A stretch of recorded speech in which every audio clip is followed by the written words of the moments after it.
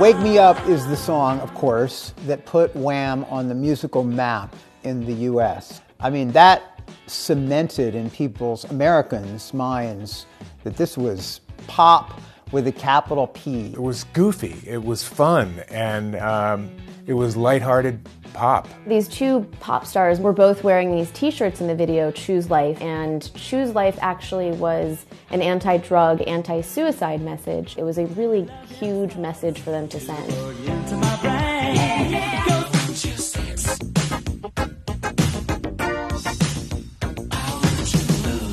The song and the video, I Want Your Sex, were so controversial at the time that George even recorded a special intro to the video explaining to people that this song is not about casual sex, because people were so concerned at the time about any image or message or song or video that was promoting casual, unsafe sex. In the height of the fear of AIDS in the gay community and throughout our country, let alone in England, a really gutsy move for the guy to come out with something like that.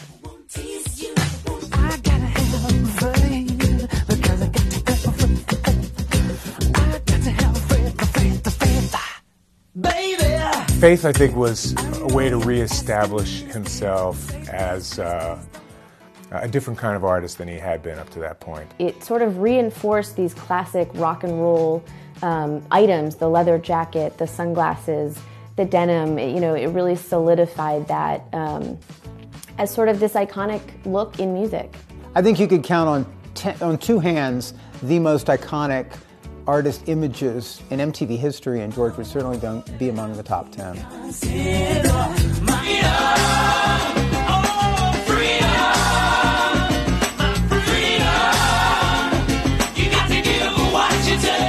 With the 90s came a George that was going to do things on his terms. George did do a video, and George did it in the most George Michael 1990 way possible by making a video that he was not in. Christy Turlington, Cindy Crawford, Linda Evangelista, Naomi Campbell, Tatiana Patisse, they were all very famous already. They were the supers, but I think this video really propelled them into a new level of fame, and it really was very symbolic of the fashion industry at the time. I think he was becoming frustrated with the press. I think he was becoming frustrated with the trappings of stardom. All he wanted to do was go into the studio, and he was really more of an artist, I think, than people gave him credit for. Let's go outside. Let's go outside in the sunshine. I know you want to, but you can't say yes. Outside was a response to George Michael's arrest in a public restroom in LA, and it was a real celebration for him that he was a proud gay man. He chose to talk to us as his first American TV interview, talking about this incident. We did a whole special that we called George Michael TV, and George came on and was quite honest and open about everything that had happened. But he also turned out a video to this song and video called Outside. The whole video was a send-up, really, of the thing in this sort of like public bathroom meets disco kind of setting with spinning chrome urinals and the whole nine. It was like, okay, it was almost like a sigh of relief. Okay, it's out. This is who I am. Now can we all move forward?